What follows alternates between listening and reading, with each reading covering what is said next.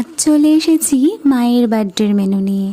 জন্মদিনটা সবার কাছেই স্পেশাল হয়ে থাকে, তবে কেউ সেটা সেলিব্রেট করার সুযোগ পেয়ে থাকে, আবার অনেকের সেটা হয়ে ওঠে না। তবে আমি সেই সুযোগকে একদম হাতছাড়া করতে পারবো না। মায়ের জন্মদিন বলে কথা, তাই নিজের হাতেই দু একটা পদ তো রান্না করতেই হচ্ছে।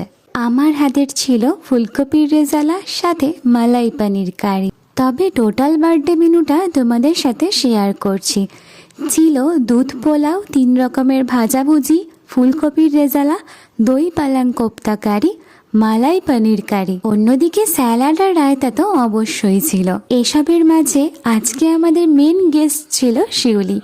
তোমরা যারা আমার ভিডিও দেখে থাকো তারা তো ওকে অবশ্যই চিনবে। তার শরীর খারাপের মাঝেও ভালোবেসে কাকিমার পছন্দের গিফট নিয়ে আসতে একদম ভোলেনি। খাওয়া দাওয়া যেমন জমজমাট হয়েছিল, সেরম গল্পও জমে উঠেছিল।